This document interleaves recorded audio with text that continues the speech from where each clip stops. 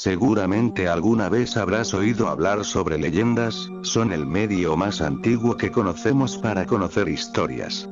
Conocemos historias solo por el simple hecho de que nos las han contado, y aquí es donde las leyendas cobran magia. En la actualidad, los mitos no son solo cosa del pasado, ya que con el auge de Internet, estamos precisamente más familiarizados que nunca con ellos. Sin embargo, los videojuegos son sin duda un medio muy eficaz para contar historias, y por supuesto tienen sus propias leyendas. Muchas buenas historias las hemos podido vivir con un mando entre las manos, y muchas de ellas, sin saberlo, esconden sus propias oscuras leyendas. En esta ocasión os traemos una recolección de algunos mitos y leyendas sobre videojuegos malditos, o dicho de otra manera, videojuegos que supuestamente tuvieron algunas coincidencias con la realidad por más extrañas que parezcan. Por eso hoy te presento 5 juegos con mitos e historias perturbadoras que quizás no sabías. Número 1. Polybius 1981. Cuando las salas recreativas estaban a punto de conseguir la mayor popularidad en los 80, Polybius, un juego creado por el estudio Sinesloschen, destacó entre muchos otros en las salas de la ciudad de Portland, Oregón. Su peculiar aspecto gráfico con colores y abundantes efectos luminosos no tardó en hacerse popular entre los jugadores. Tras el éxito en las salas, muchas personas adictas al juego dijeron encontrar mensajes ocultos en el juego. Mensajes como "no pienses, suicídate, confórmate" eran parte de este tipo de mensajes que encontraban sus jugadores de forma subliminal en el juego.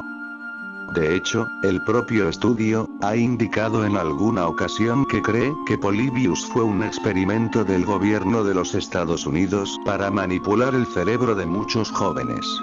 Y es que además de tener controvertidos mensajes en el juego, muchos jóvenes indicaron que sentían una gran adicción al juego, e incluso presentaban malestares físicos y psicológicos al jugarlo, entre los más comunes: ataques epilépticos, mareos, náuseas, depresión y en algunos casos la muerte.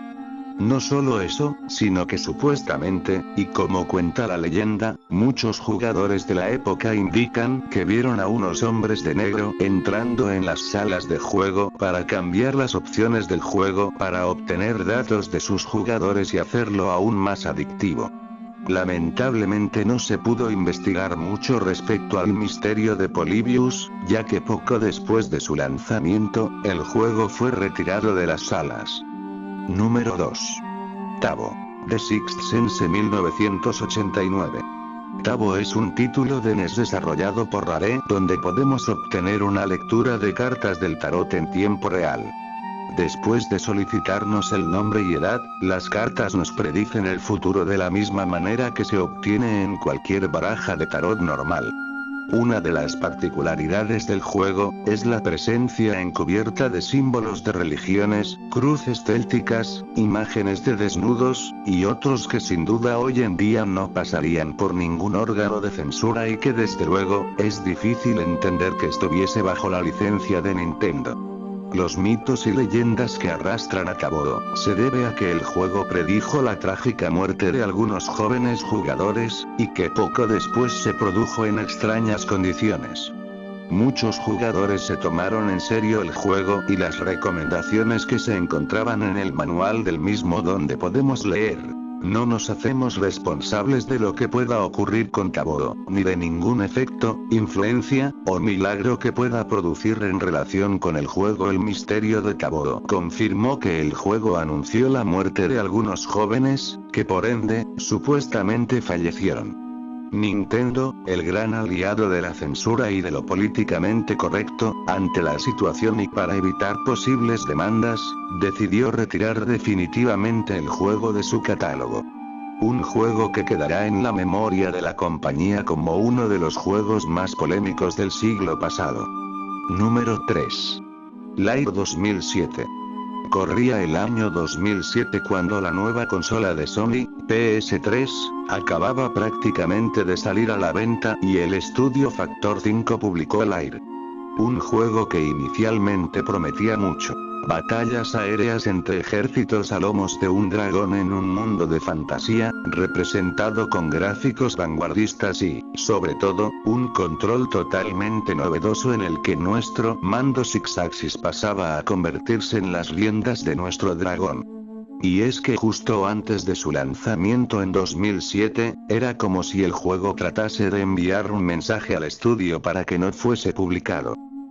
La primera vez que se frenó la publicación del videojuego fue cuando se produjo un corte de energía mientras los datos se transferían al disco maestro, perdiendo muchos datos del juego. Además de pasar una serie de infortunios durante su desarrollo, Julian Engebrecht y otros miembros del equipo anunciaron que muchas personas de la plantilla durante el desarrollo del juego sufrieron diversos problemas de salud, distintas enfermedades, muertes, e incluso familiares que cayeron enfermos o fallecieron de repente. Por si no fuese poco, finalmente meses después del lanzamiento la compañía que desarrolló el juego quebró debido a una gran deuda financiera en mayo de 2009. Número 4. Berserk 1980. Con el auge de los robots en la industria del cine, los videojuegos no podían permitirse quedarse atrás en una época tan capitalizada. Fue en 1980 cuando Stern Electronics desarrolló el juego Berserk, un shooter que se publicó en su versión arcade y para Atari 2600. El título es conocido no solo por ser uno de los primeros shooters de la época, sino por ser también el título pasó a la historia por ser el primer videojuego en causar la muerte a un jugador. Un caso real, donde Jeff Dailey de 17 años perdía la vida de un ataque al corazón en 1981 justo después de conseguir y registrar su puntuación más alta en el juego, 16.660 puntos. Poco tiempo después, se relaciona el juego con otra muerte, la de Peter Bukowski de 18 años mientras justo registraba su puntuación en el juego. Ambos chicos eran jóvenes y sin problemas previos de salud. Los fenómenos causaron tanto revuelo a nivel mediático, que el forense Mark Allen concluyó que en la autopsia se evidenció que dichos jóvenes no padecían ningún problema de salud, sino que la posible causa de la muerte fue por el alto nivel de estrés que el juego planteaba a sus jugadores. Explica que, aunque la autopsia reveló tejido cicatricial insospechado en el corazón de sus víctimas, que tenía al menos 2 semanas de edad, afirmando que de hecho es posible que el estrés del juego desencadenara el ataque en el corazón de los jóvenes.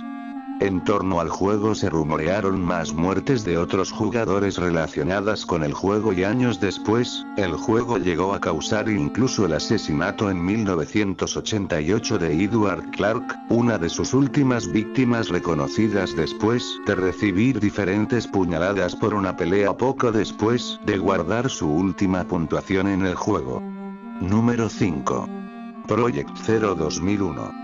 A partir de 1996 tras el éxito de juegos como Resident Evil, la época dorada del survival en Japón no hizo nada más que despegar. Fatal Frame, conocido como Zero en Japón y Project Zero en Europa, es un título de que salió en PS2 en 2001 desarrollado por el estudio japonés Koei Tecmo. En el juego, controlamos a Mafuyu Inazaki y nos adentraremos en la mansión Imuro para investigarla, ya que se dice que en este oscuro lugar hay una maldición. Tras hacernos con una cámara de fotografías, deberemos fotografiar cada rincón de la casa en búsqueda de elementos paranormales, donde en el revelado de las fotografías, veremos cosas que los ojos normales no pueden ver. En el juego nos encontramos con los habitantes de la mansión, siendo principalmente los fantasmas de las personas que murieron allí. Pues nada más lejos de la realidad, ya que lo más curioso del juego, es que según el estudio que lo desarrolló, el juego está inspirado en fotografías policiales reales y una historia verídica que les tocó de cerca.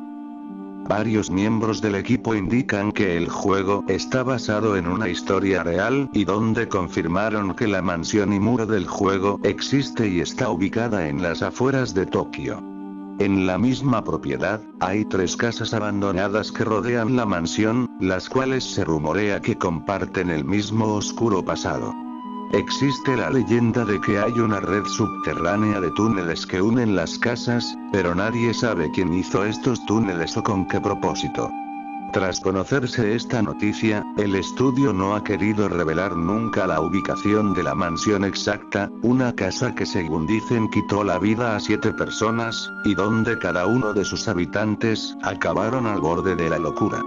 Los vecinos de los alrededores, al conocerse el crimen, empezaron a fotografiar la mansión, y a visitarla, donde indican que han podido vivir en sus carnes fenómenos que a día de hoy no pueden explicar.